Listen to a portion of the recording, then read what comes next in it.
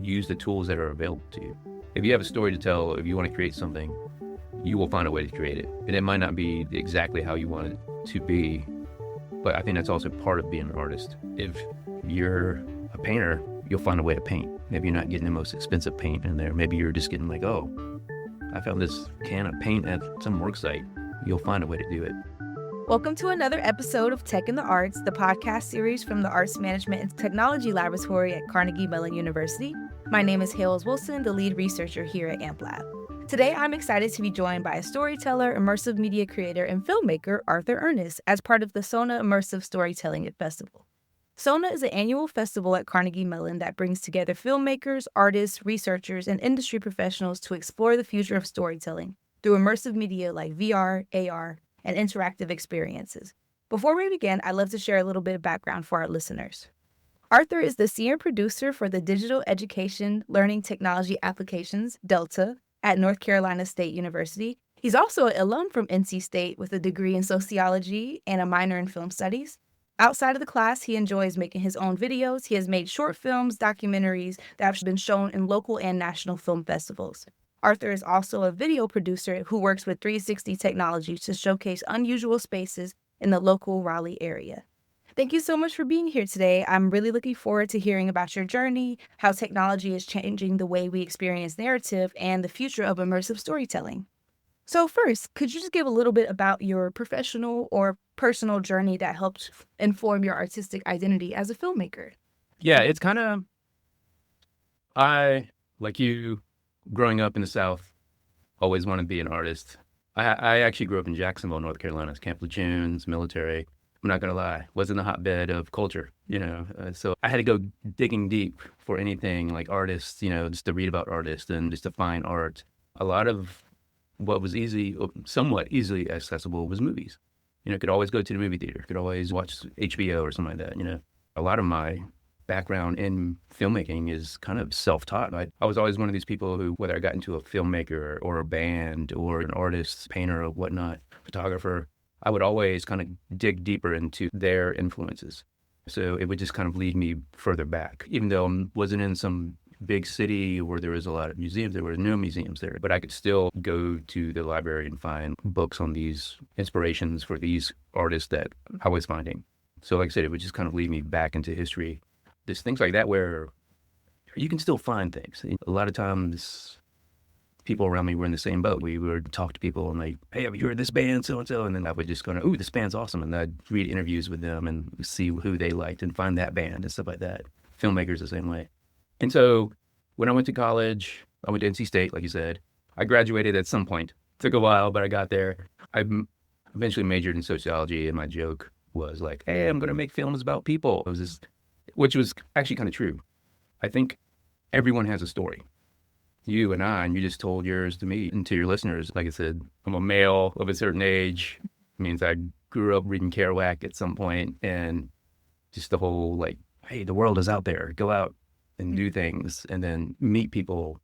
And then if you do that, you find out that everyone has a story, and there's just things to tell. And that's kind of been a drive-in mentality of the stories that I tell. I do have two kind of different routes where it's just like, because I eventually came back to work at State as a film producer. Delta, where I work, we work a lot with instructors, and there's a whole team. I'm senior producer of the media team of videos and podcasts and whatnot too. Doesn't mean I'm a tech person either. I'm more on the creative side, but I end up working a lot with instructors, and it's more like making little documentaries. I'll go out into the field and we'll talk to the subject matter experts, and it's pretty awesome on that front. Right now I'm working on a project where we're dealing with sustainability and design, industrial designers. So it's a project that allows me to make these basically little documentaries or profiles on furniture designers, but also get to go to talk to manufacturers out in High Point, North Carolina, which is a big furniture place. Also get to go to the landfill and talk to people there in raw material, get to go to a forest management and talk to these people. What that means is for this project, a lot of it is immersive. Like if you want to place somebody into the raw material of this forest, what better way to do that than 360 and immersive? You want to show somebody as a designer, like, hey, your job is to keep your stuff out of this landfill as long as possible. What better way to show that than put them in the landfill in like an immersive environment, things like that. So even before the immersive aspect of my storytelling revealed itself, and we could talk about that later, I still wanted to tell stories. And it was just like you. Once I graduated from Jacksonville and came up to Raleigh, North Carolina, it's the capital of North Carolina, small southern city. Much actually, my mom actually lives like 10 minutes away from it Really? long ago. I also have ties to Georgia. We can talk about that later. I came out to Raleigh coming from Jacksonville, this small town. I came here like in 91, and I remember I was on I-40 and I looked over and I saw like a skyline with like 3 buildings. And I was just like, it's the big city. I was just like, oh man, I'm so excited. But I got there and I got to meet all these people from other places. And I've been there long enough where, yeah, I just met a bunch of cool people that were doing cool stuff. And they had stories to tell. Well, at least when I was younger, it was just like, hey, you got to go to New York. You got to go to LA to become an artist. You don't. You're surrounded by artists. Or even if they don't call themselves artists, you're surrounded by people doing cool things. And like I said before, they have stories to tell. And so even before I got into the 360 stuff, I was still kind of like, hey, let me do like just some profiles on people around me doing cool stuff. Eventually, later on, when I got to the immersive stuff, it was because a project or an artist friend of mine, he was a painter, and his paintings were kind of very like collage. And his studio, I went to go visit him in his studio, and his studio basically was like a 3D version of one of his paintings because he had been there in that studio location for a long time. And basically, like the room itself had become like an artistic collage. So it was almost like representative of his paintings. And I was thinking about doing a profile on him, but I was just like, man, I could do it in traditional, flat 2D video, but it didn't seem right. Like it didn't seem like it would express how his work actually is. And at the same time, fortuitously, a buddy of mine who's another filmmaker named Tim Kernan, I ran into him. I will say this because you're from the South. Hopefully it makes sense. Like I ran into him at a Bojangles park. Yeah. We were having some chicken and biscuits. And I ran into him in the parking lot. And like I said, he's another talented filmmaker. And he was just like, man, you got to see this. And I came over and he had basically a Google Cardboard, which literally is a cardboard thing you fold up and you put your phone in the front of it and you just put it up to your face. So it literally becomes like, it's this very, very lo-fi version of a headset. So you put your phone in there and you can look at it. And it was 360 and it just blew my mind, right? So he had introduced that to me and stayed with me. And then Mike Koalas, who's actually my boss at NC State, he's here at Sona with me. He was kind of bringing 360 and immersive technology to NC State. And so he was like, hey, we can film it this way. Let's do it. And at that point, it was like an old school, and this is part of my talk yesterday at Sona, but it was just kind of like a journey from the beginning of 360 filmmaking to where we all are now. And so Mike had basically a GoPro array, had like 6 GoPros that were bundled together. It worked a lot, but every once in a while I'd be like, oh, what are the cameras that can go? But luckily it didn't happen too much.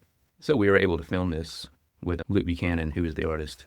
And we were to film it. I had to figure out how to kind of film it at that time.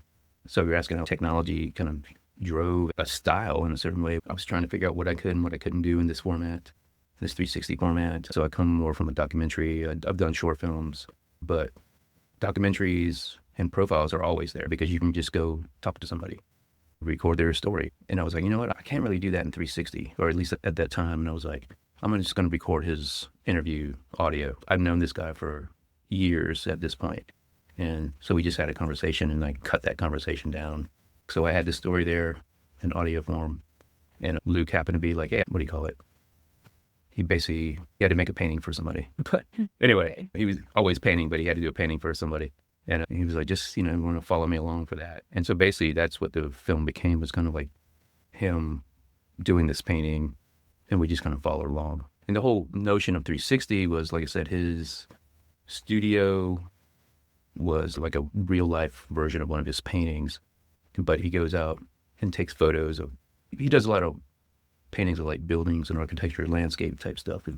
And so, yeah, we just kind of followed along, but the majority of it takes place in his studio because that was the whole purpose for the 360 aspect of it, was just like, hey, these locations are important. Like his studio is a part of him.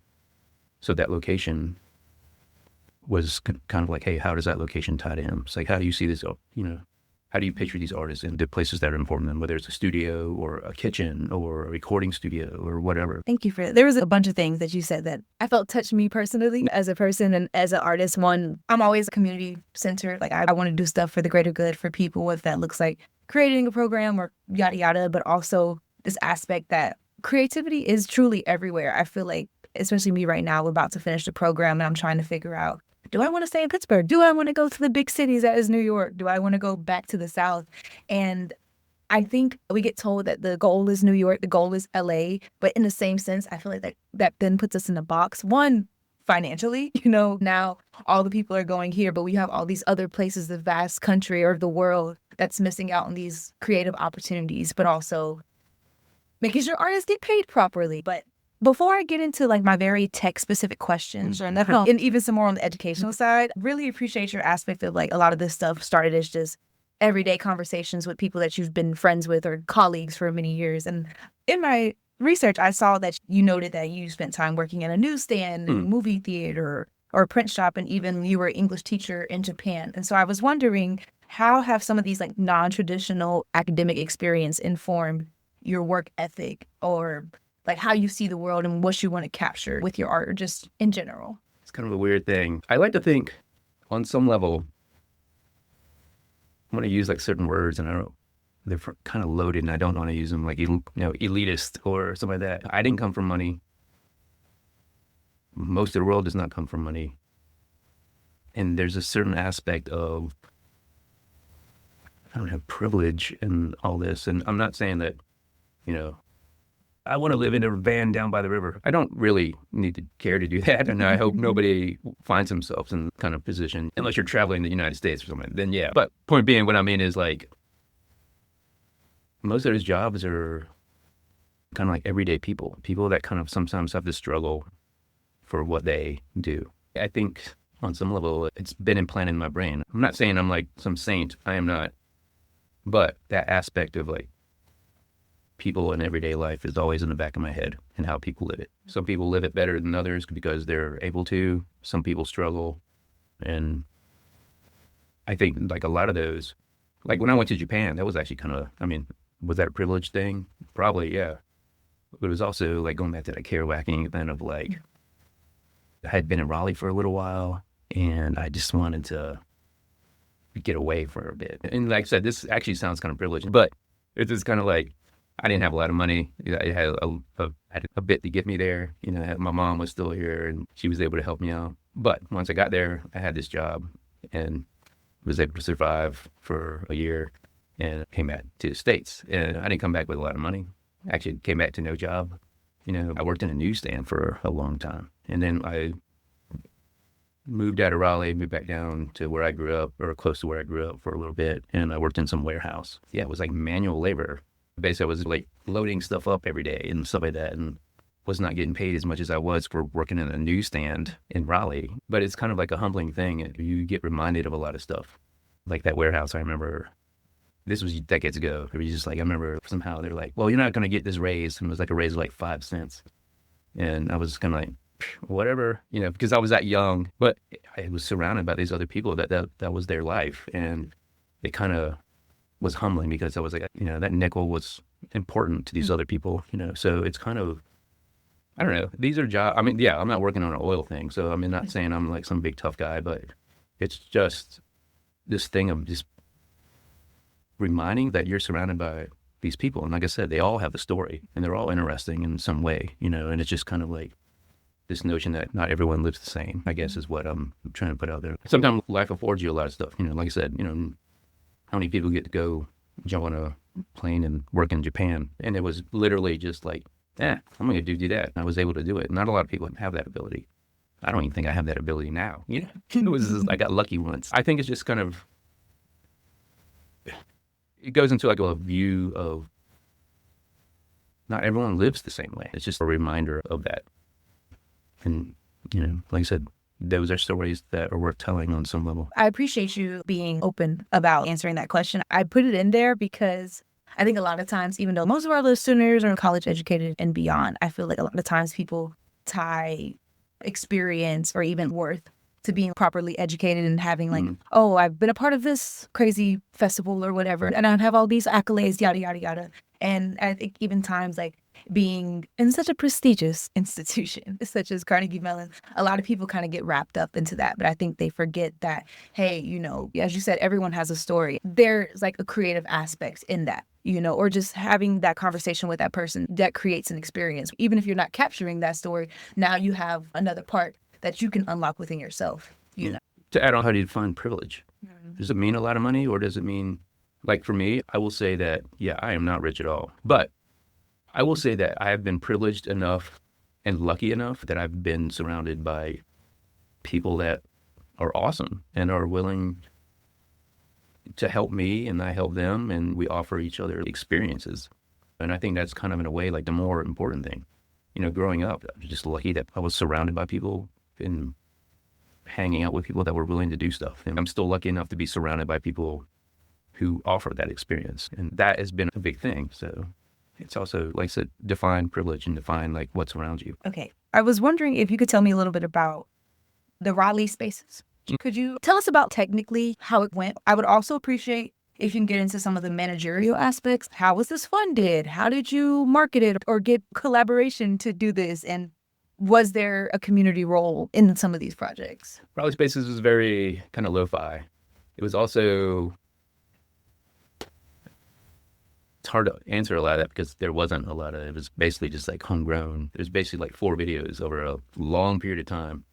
So we made 3 videos at the very beginning. So it was almost nice because it was almost like a little trilogy. Like I said, Luke's, who I mentioned before, the painter. There's a second one about Lincoln Hancock, about an installation. He's also an artist, awesome guy, musician, painter, tech guru. But he was doing an installation, and so that's what the second one was about. And it was a storefront, an empty storefront in downtown Raleigh, and he was doing this installation in this empty storefront about, I think his name's Gilbert Baker, and he's the guy that created the original Pride flag. And so originally the installation was people would engage it from outside, like they wouldn't be able into the space itself. And so that's kind of the angle that we kind of did it from. It was like, oh yeah, so it's behind the scenes of him creating this, because no one's going to be able to actually get into this room. And so that was the creation part of that. And, I can't really say there's some sort of management thing to these things because it's just me. Sometimes, Mike helped out a lot on some of these. He's basically like co-creator for Raleigh Spaces also. So it was just me and him and just like basically the people and artists that we knew, and they were willing to be interviewed. Link was the second one about that installation. And then later on, another friend of mine, her name is Missy Thangs, who is an awesome musician, and she records bands at this studio called the Fidelatorium, but it's like an hour and a half outside of Raleigh, outside Greensboro. Anyway, she was the third one that we did. Like I said, she's awesome, and her kind of tying into 360 was the studio itself. It's a very historic studio, been there for a long time, and like I said, she's a very talented person, and she was like, yeah, come on, I'm going to be interviewed her. And I'd known her for years, and it was just, like I said, luckily all 3 of these people I'd known for years, and were just doing and running stuff that needed to be documented. And I was lucky enough to do it. And so Missy, she was recording a band called the Pie Face Girls, who were also awesome, like this, kick-ass punk band, And so I hang out with all of them for a weekend as we recorded it. I was just kind of lucky enough that, like I said, a lot of times it's me, and then Mike may help with filming because he's actually more the tech side of a lot of things. So I wouldn't say there's a lot of managerial unless you're just like, as a producer, like scheduling stuff. And, I mean, it's funny because you say like managerial things. I'm thinking contracts and stuff like that. But a lot of these were just people that were nice enough to let me follow them for a time. And they were nice enough for me to talk to them and record it. Like I said, my goal was never to make anyone look bad. It's just I think you're doing awesome work, and I just want to talk about it. And lucky enough, I actually had a fourth one lined up at that time. This spans a number of years. It was pre-pandemic at this point, so it was like 2017, 18. And I'd had another one lined up by a dancer friend of mine, and just kind of fell through at that point. So unfortunately, it was more on my end. That if you talk about managerial, like managing time, me putting the project together, I just kind of let it fall. And I would feel bad every time I ran into her. And she was like, that's being an artist. Sometimes that's how collaborations are. They happen, and then sometimes they don't. It was one of those things. It was the first time like something like that had happened to me, and I felt really bad about it.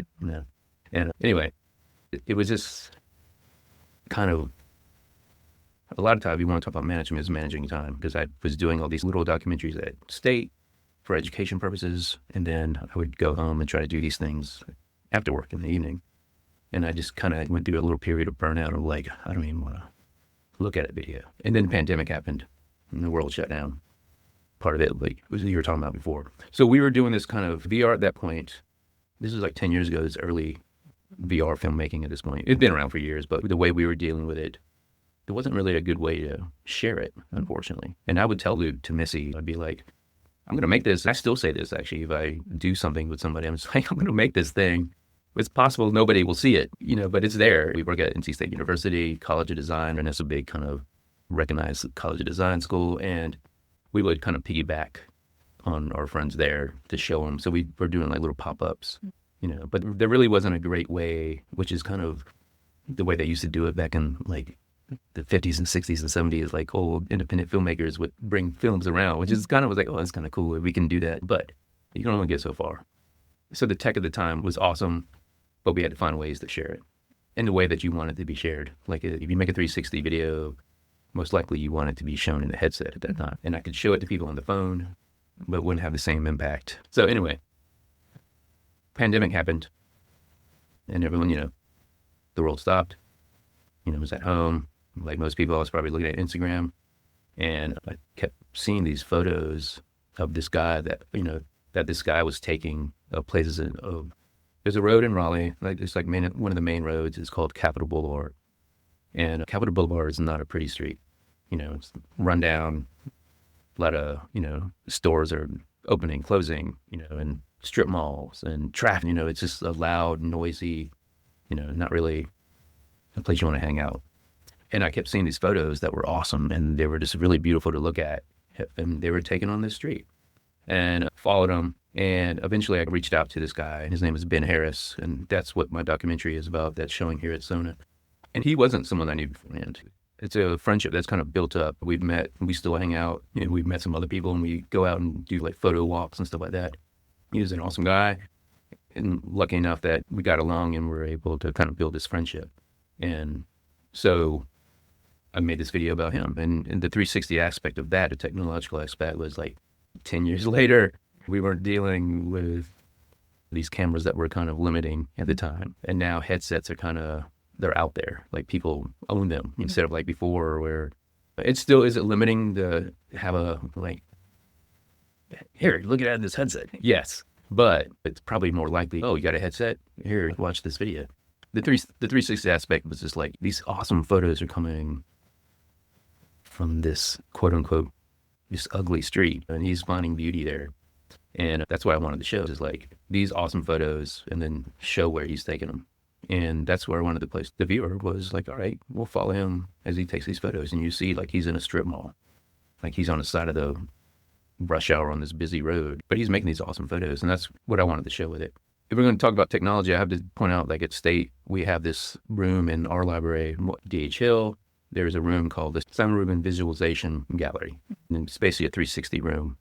So you kind of walk in the door, and then the door closes behind you, and there's like 8 projectors or so that just project everything around you. So it's like taking the 360 image out of the headset and putting it into a room.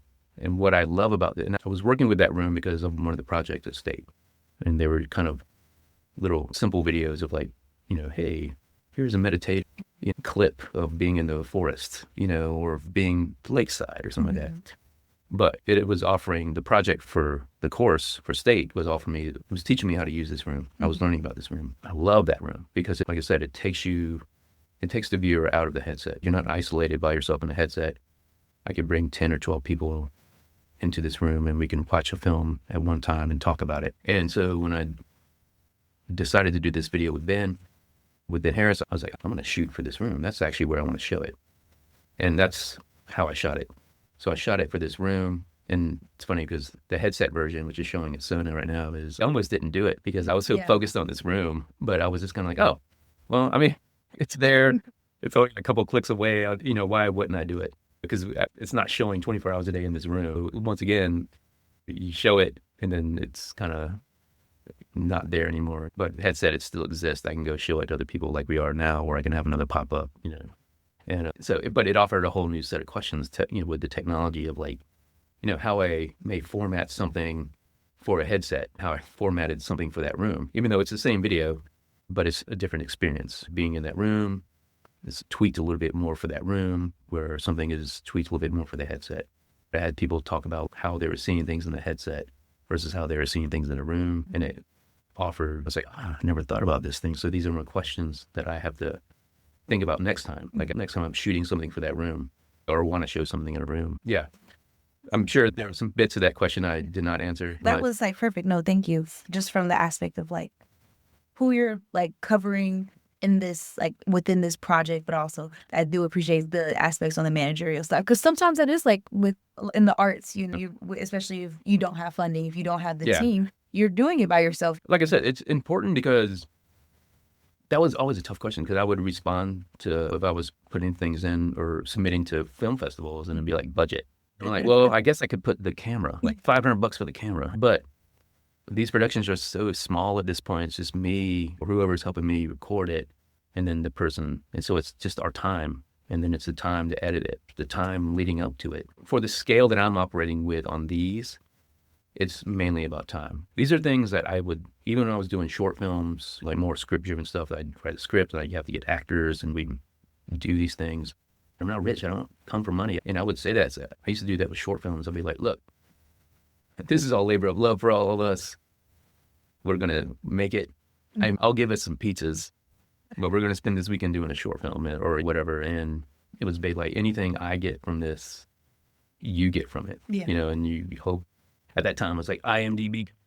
If we can always put something in there, but maybe it gets shown in a festival. As I get older, like I said, I don't know how to describe this part, and it's when I was younger, when I was your age or a little bit, just a tad older, and I was doing these things, these short films or stuff like that, I would do that. But now as I've gotten older, I'm kind of less timid to do that because I want to make sure everyone's getting something from it, that managerial side of it. And so now I'd probably be a little less confident to do that. And like I said, I don't know if that's an age thing or just the point of view is slightly changed. I think it might be just a point of view is slightly changed. I'm lucky enough to know people that are other filmmakers that are more successful than I am in this front.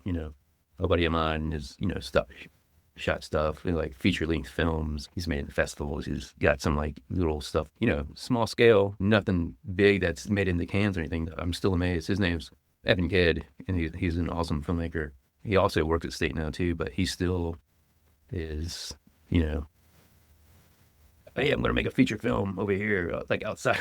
I'm old enough now, and he's younger than me, so when I first met him, that was my thing. I kind of met him in that burnout period. Like I was telling him, don't become like me. His name is don't become like me. But yeah, I mean, but like I said at the beginning, if you're able, that side is still needed, because the galleries, there's people that if you surround it, that maybe they can help you get your work out there. Like I said, that doesn't happen if you don't. It would just be harder unless you have people that are willing to put their stuff on the line to get your stuff out there. Whether or not that's just like talking about it, how you define a manager. If they're just like pitching your stuff to people and then it gets out there, and maybe it goes to a gallery or maybe it goes somewhere else. I'm trying to work on this project now with a buddy of mine who's a sculptor.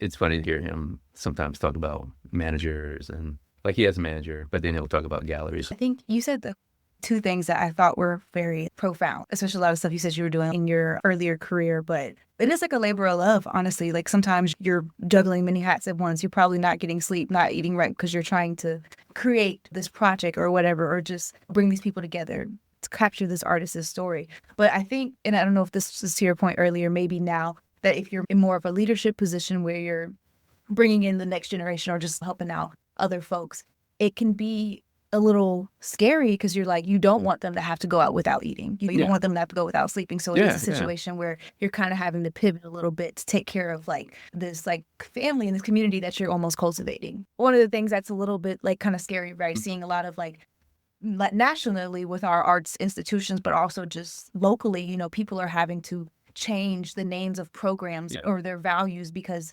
they need to get this funding in order to stay alive, or they have to say no to an artist because that artist said something on social media that they can't just get a part with. And it's a little sad because at the end of the day, we just want to create. We want to put on a platform for other people to create and do their thing, or just, we find this really cool person and they're, even if they're not like, I have to, put my art out there, we want to share them. A scary time. And they're cutting all the arts funding and stuff like that. And that's very scary.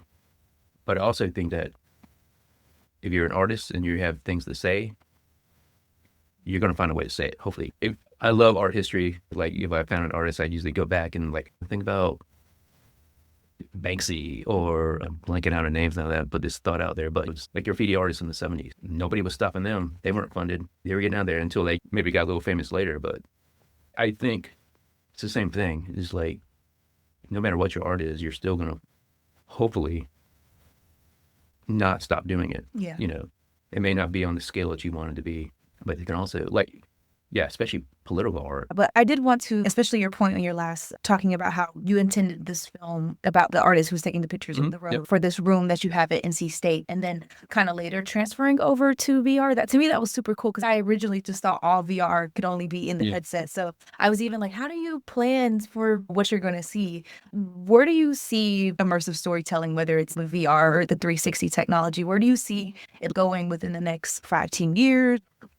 Even if there's technological barriers to where it might not get that far, financial barriers. Yeah, I think the stories are always there to tell, no matter what medium you choose. I think about how, coming from traditional, I sometimes will look at one of these 360 films that I've made, and I was like, man, it would be a completely different film if I had done it into this other format. I think technologically wise, the cameras are better now, and of course cameras always get better, but I think we're at a point where it's just like, I don't know how much better they can get. And they're also kind of affordable. Well, I shot this one on an Insta360 X4, maybe like a $500 camera, which is a lot of money. But in the long run, it's a tool that if you're going to use a lot, it's not a high price. There's also Blackmagic, like it's a VR 180. That's like $30,000. I think the technology just gets better, but also think that you shouldn't be hiding behind the technology. I don't want that to be a barrier for me or anyone else. I also do photography and all this stuff, right? And it's funny, like my buddy and me were we had done a photo walk early in the morning, and we were just kind of chilling out at a coffee shop, and this guy comes up and he saw that camera and he was just like, hey, I'm just getting started in photography. What camera should I get? And it was just like, I took out my phone. And, it was just like, if you have a phone, you want to take a photo, just take a photo. Because actually, I do have a nice, like, professional camera for photography and video, but like 99% of what I, like, post and stuff are from my phone. I edit it a certain way to make it look like it's film and stuff. People seem to like them. Sometimes the people are like, hey, what camera are you using? But anyway, for 360, like I said, the technology is going to change over time. It's just a tool that you can use. It depends on what story you're trying to tell. And that could be an image, that could be a sculpture, that could be a mural. It could be a video. It just depends on how you're trying to tell it and, the story. I think for 360, headsets are there. The headsets will always be there. Well, now. And they're changing formats now because they're getting smaller, like, like Ray-Bans and stuff like that. It's funny, I made a joke about, like, not really liking headsets yesterday. And I actually do like headsets because if you watch a 360 video, it's kind of cool. You're surrounded, because that is the isolation part of it, because you put the headset on and the world around you kind of disappears. You're surrounded by this whole other space in that headset. And like I said, now focusing on like smaller pieces of wearables like Ray-Ban, and I've watched like 360 films on those, and they're not as immersive because you can still have, the world is still there. So I like headsets for that. But like I said before, I fell in love with the visualization gallery because it took it out of the headset, and you can watch it with, like you and I could be in that room and watch it together, and we could just like talk about it as it's going on. And that's why I love those rooms. And I love the ability to take it out of the headset and just share it that way. Just the fact that room exists. And it has a sister, the Sama Rubin Visualization Gallery on NC State's campus is at DH Hill. That's one of the libraries. But on the other campus of NC State is a hunt library. No. And they have, it's kind of, it has a sister room over there. It's called the Teaching and Viz room, where it's not a complete 360. It's more like 200, 215 degrees. So it's like shoulder to shoulder, which is also awesome. And I'm actually the next thing, and I'm shooting, trying to do one about a sculptor friend of mine, but also want to show it in that room because I'm trying to shoot it in VR 180. So not a complete 360. I'm trying to shoot it in that format, because I just want to experiment with it. And I think if I kind of can picture what his work in my mind, that's what I'm kind of like, oh, I think that would be a good way to film it. Finding time to do it, managing time and stuff like that. But yeah, I mean, technology is going to be there. I still think it's just like the story. If you want to create something, hopefully you can find a way to create it. I think that's super cool, especially because me, like growing up, like first generation college student, like, I'm doing all this myself on scholarship and whatnot. So when they first started kind of releasing like the VR things, I was like, oh, I'm never going to be able to get one of those. Until I came here, we actually had a class that encouraged us. It was an ovation. Yeah, it's like really. the practice, like Yep, public public speaking. speaking, So yeah. we actually had to do that. And I remember it was so crazy. I'm in Yeah. my room, and I'm going to be honest, it was a little nauseating, like the first couple of times getting used to it. But to me, it was just, I was like, wow, my university just has 30 of these. That's crazy. And then even I discovered what's called like the sandbox VR. That was completely trippy to me. Like you just go into a place and it's just an open room, and Yeah. they hook you up with all this stuff. They give you a plastic gun, but for some reason when you're in the thing, it's a real, I think for me personally, a lot of this stuff, like, I don't know if it just kind of came out marketing wise as entertainment thing, but like coming here and being able to have conversations like this, it really is, wow, this is a new immersive art form. It's cool how it connects people, like how you were saying earlier. People who've never seen the beach or never seen the Amazon or something, they can now see these things. And I know that another researcher for AmpLab, she did a story one time about some type of immersive technology that allows you to go to these caves in China that you're no longer able to go to because whatever. But it's this cool, this aspect of something that some people who have never seen before or couldn't, or now you can't go there, it's now lives forever in this immersive world, which is awesome. I got two things there. All right. First, I'll get this out of the way real quick. There is this, for immersive media, there is this like preservation aspect to it. Like the projects that I mentioned before, like Luke in his studio, he's no longer in that studio. He has a new studio. So that was the whole reason I shot it in 360 was just like, man, your studio is like a representation of one of your paintings. So that studio is preserved now. Link, that installation was a one-time installation. It's put up again. And like I said, as an audience member walking by on the street, they were never going to be allowed to go into that room itself because it was like motion detection, stuff like that outside. So it was meant to be experienced outside. But that installation was one time. It's there. Missy in the studio, like recently, within the last month, they announced to Mitch Easter, who owns the studio, he announced that he was going to sell it. So it was like, well, we've got it. And it's in 360. So you put a headset on or you watch it in that room and it looks like you're in that space. So like you were just talking about the caves. Like for Ben and Capitol Boulevard, it's, like one of the aspects he does with his photos are just like, hey, this street is constantly changing. So this photo, that's how it was at this second. And the 360 that he and I made is the same way. It's like we could probably put the headset on and look at it. And then I could probably go to that exact space or that exact location when I go home to Raleigh and be like, oh, completely different now. So there is that aspect. And that is the cool thing about 360 is just like, if one of the ideas of it is just to kind of place you in a location, you've never been there, doesn't exist anymore. But even if for a photo, it's just kind of like, that's why people love photos. It's like you see a photo and it's just like, oh, this photo was like 30 years ago. And this place isn't here anymore. And it may not be a 360. You're just looking at something in that frame. This is one of the cool things about working in education for Delta. And like I said, working for Mike, who was introducing 360. I've been lucky enough to join him on that journey where it's just kind of like, man, we have brought so much like 360 stuff to NC State and people see it and they want it to be part of their courses. Like you said, you brought out these caves in China. So we did a project with one of the Parks and Rec and tourism instructor.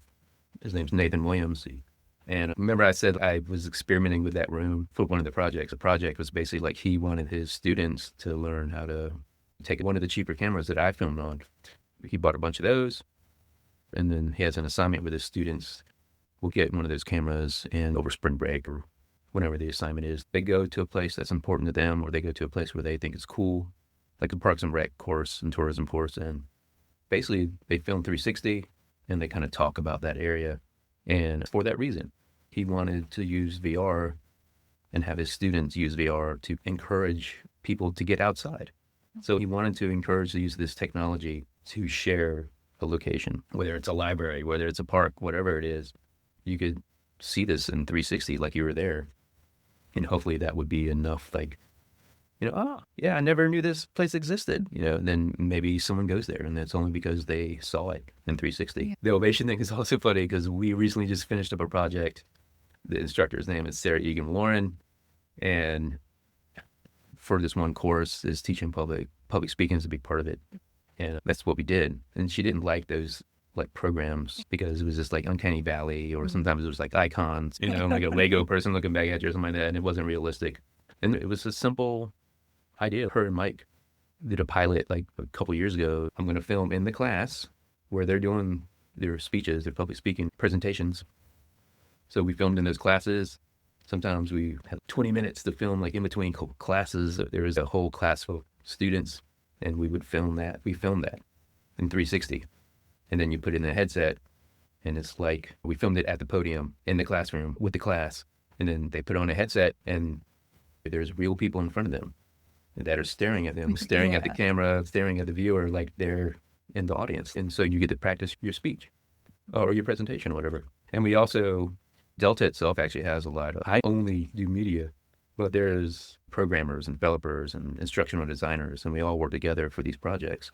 For this one, for the public speaking one, you put the headset on, you see this class, and it's like you're standing. Even if you look behind you, you'll see the whiteboard and stuff like that. So you can see your slides and you can talk to the audience and look up. You got your notes there on the slides. So I think that's a big part. Like if I hadn't been at Delta at NC State and hadn't worked with Mike and hadn't been introduced to this technology, would I be here today? No, because that's, like I said, it's another thing of being lucky to surround yourself with the people that can offer you stuff. But I don't mean it that way. It's just like you're lucky enough that people do things around you and you can be part of that. And that's a good thing about Delta. It showed me like, creatively, I was like, oh man, this technology is pretty cool and I can do stuff with it.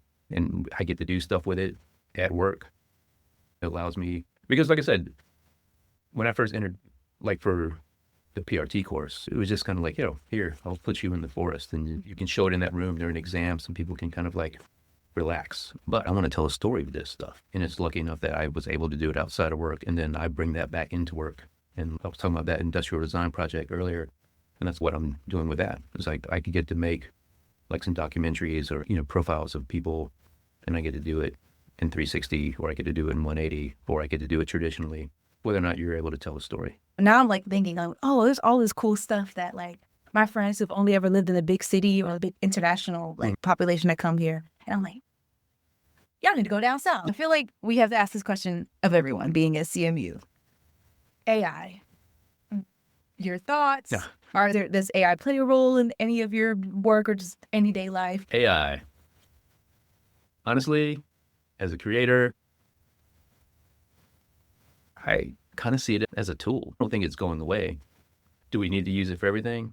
No. But I still think as artists that I think as an artist, we're the ones that in a certain way can use it correctly. But like I said, in my mind, it's a tool that's there. It's a tool to be used. It's not something, I don't want to give my life away to it. Are we going to see video? Yes. Actually, Tim Kerman, who I mentioned earlier, he's found ways to use it in his productions, whether it is image generation or it's more producer role, but he's used it to like, oh yeah, I need a schedule, like a shooting schedule. These are the times that everyone's available. And it gets him. So he's found ways to use it, like production, pre-production, actual production. If I used it at work, yes. But I don't ever, it is a tool. Like I keep saying, I've never used it. I've never taken it at face value. As a human, you still have to look at it. And is that true? You still have to judge whether or not it's worthy of what you're trying to do. I work for a university. I work with instructors. I create media, video, whatever. I've done projects for thermodynamic. I'm not an engineer, but I think I've used it once on this other project where I was just kind of like, I can see the video I want to make. but I don't know all the information 'cause I'm not an engineer. I know every law of thermodynamics. I kind of put that information into AI, and I got like 7 or 8 scripts. And basically for this video, and I was like, this is what I'm trying to do. And it was more kind of experimenting too on my part. And what it did was it gave me a bunch of ideas. And then I put those, as a human, took those ideas and made a script from it. I was just using these as kind of idea generators, or just like, oh, that's kind of cool. But it wasn't like copy and pasting everything, 7 or 6, 7, 8 scripts into one. I took these ideas and I rewrote them myself. I think, like I said, it's just, I used it as a tool. Is it going to take people's jobs? Yeah, there will be some jobs that probably we can just do easier for that. Does it suck? Yes. But I think, I can also say like the internet. I'm old enough to where when I started college in like 91, I still had to go to a computer lab. Nobody really had their personal computers like they do today. And people had those same arguments. They're like, they're going to cheat on the internet, so they're going to look it up.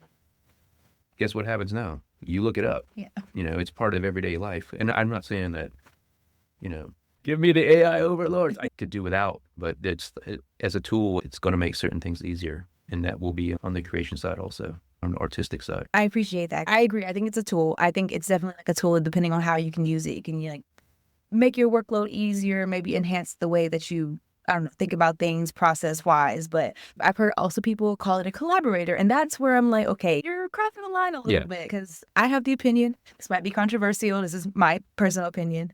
I don't think AI is going, as far as the arts, is not going to replace good art. Yeah. Like, we know that AI has been around forever. It's just how generative AI, how accessible it is now, where it's in Google and ChatGPT, and Facebook has so much of it embedded in their little games and whatnot. So now it's just accessible. So I now think people are just like, oh, AI is coming, blah, blah, blah. I think if we were just a little bit more transparent about some of the tough questions, but I think that's like us as like a country, period. It's like we don't like to have the tough questions or the tough conversations, so things get pushed under the rug, or we're like, oh, we'll worry about it in the future, but the future is here. So I think if we were a little bit more transparent, like, hey, this is how AI works. Uses up a lot of water and a lot of energy. So maybe we should be more transparent about taking up fresh water and stuff like that, but also teaching people how to use it. I was working on a paper about AI in schools, and I don't know if you've heard about alpha schools. They're private schools that are popping up in different places. I think mostly like Boston, but I think there's a couple in like Texas. They're private schools, but essentially they remove teachers, and like they do about 2 hours of AI learning. They still have like human guides, like people who make sure they're on the right track, but they do like their 2 hours of learning, and then the rest of the day is spent arts and crafts, some of these other things. And I thought it was a really interesting concept. One, because as I said, it's a private school, so only certain people are going to be able to access that. But also this aspect of how education in our country, period, has always been like inequitable, and just so many aspects, as you know, as like a Southerner. But if we are embracing AI, if we are using it, we just need to be more transparent about how it's used. Yeah, I'm a big proponent of public education. As somebody who comes out of public education, what it afforded me, it goes back to like the people that were surrounding me. Like I said, yeah, we're from the South. Like I grew up in Jacksonville, North Carolina. It's a military town. It's Camp Lejeune. And my dad was a white guy from Georgia. My mom was from the Philippines. In Jacksonville, mostly everyone around me was military. Had people from Japan, had people, you name a place. There was black people, white people. It was one of those things where we were surrounded by one another, and we all hung out. And that's what a public school afforded me. On some level, it's just like that base, like everyone should have that base level of education. Though I'm always, that public education is so important. And we get these other schools. Yeah, I didn't know about alpha schools. I guess if you can afford certain things, I guess why not? But it's like a lot of these schools, you're kind of, especially if in AI, I don't even know what to think about that. But it's like, well, who's feeding the AI? What information is it getting? And then the other one is just like, who's making the money off it? Do I want AI teaching kids? That's the last thing I would, as a tool to clean up some audio. Sure, I'm all for it, but no, I'm not handing it over. I wouldn't. I also think about, what are you losing in that part? Yeah, and I just made a joke about audio. Like as a filmmaker, I admitted earlier, it's like audio is not my forte. If I can hand it off to somebody else, I will do it. But yeah, if I have a tool that cleans up audio, I would take that. But I also think about Like I said, once again, I'm old enough. Like I lived at a time when we didn't have personal computers, we didn't have cell phones, and I think about now where there's certain things which, I, as a kid growing up, how many phone numbers I used to know at Yeah. that point, and now I know my phone number. I don't know anyone else's phone number, and that's one thing that got lost. And it's kind of like, there are certain things like technology helps with, makes it easier, but then it may take away something else. AI will be the same. And those kids growing up in those schools, who knows? Okay. Do you have any advice for current students or anyone who would want to get more into immersive art, filmmaking, or storytelling overall? What would you say to them? I would just say, just do it.